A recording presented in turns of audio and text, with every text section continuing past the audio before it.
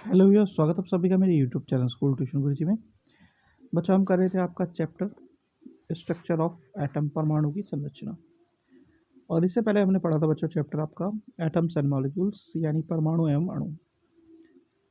अब बात करने वाले हैं बच्चों परमाणु की संरचना के बारे में, यानी स्ट्रक्चर ऑफ एटम के बारे में। तो एटम्स क्या है बच्चों? बेसिकली बिल्डिंग ब्लॉक्स है मैटर या सब्सटेंसेस के, और ये एक स्मॉलेस्ट यूनिट है मैटर की, जिससे 3 अलग अलग सब एटॉमिक पार्टिकल्स बनते हैं। यानी ये किस चीज़ का बना हुआ है? प्रोटॉन, न्यूट्रॉन और इलेक्ट्रॉन का बना हुआ है। अब इसको समझने के लिए साइंटिस्ट ने वेरियस एटॉमिक मॉडल्स दिए हैं, तो उनमें से कुछ को हमें पढ़ना है। सबसे पहले पढ़ लेते हैं कैथोड रे एक्सपेरिमेंट। ठीक है, तो कैथोड रे एक्सपेरिमेंट किया था जे थॉमसन ने, और इसी के बाद उन्होंने इलेक्ट्रॉन की खोज की थी। इन्होंने इसमें क्या किया था? कैथोड रे ट्यूब ली थी, उसे वैक्यूम से सील किया था, और कैथोड को एक वन एंड पे बीम के थ्रू पास किया था, जिससे इलेक्ट्रॉन ट्रेवल किया, और एनोड उसके दूसरे एंड पे था। तो जो एयर इनसाइड द चैम्बर थी वो हाई वोल्टेज और इलेक्ट्रिसिटी फ्लो के कारण क्या हुआ? नेगेटिव इलेक्ट्रोड को पॉजिटिव इलेक्ट्रोड पास हो रही थी।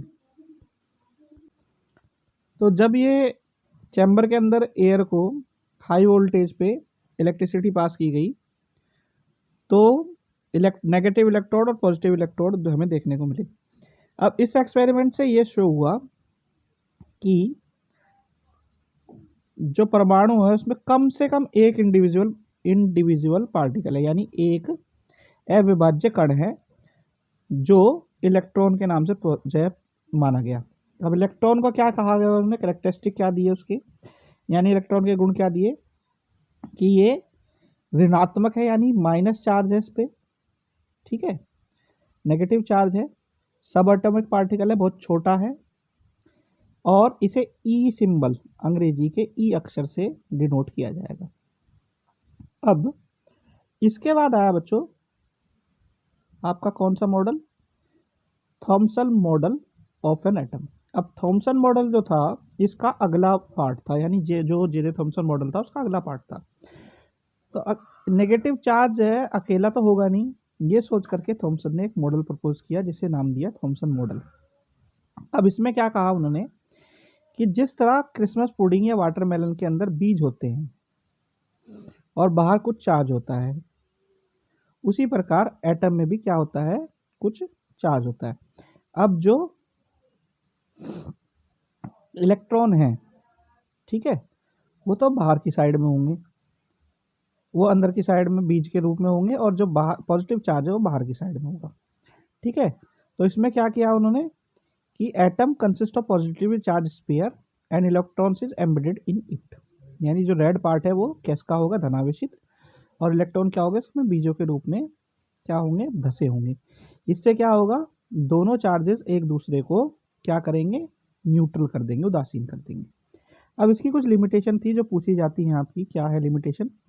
कि ये एक्सपेरिमेंट जो कैरिड आउट किया गया था वो फेल्ड हो गया था एक्सप्लेन करने के लिए, बेसिकली ऐसा होता क्यों है, इस बात को कि जो चार्जेस हैं न्यूट्रल हो जाते हैं। दूसरा, इसका भी कोई एक्सपेरिमेंटल एविडेंस वो नहीं प्रोवाइड कर पाए थे कि ऐसा जरूरी होता है क्योंकि ये उन्होंने बस इमेजिनेशन से बनाया था कि दोनों चार्ज होने चाहिए, अगर एक चार्ज है तो दूसरा चार्ज भी होगा। ठीक है बच्चों, चलिए आगे बढ़ते हैं।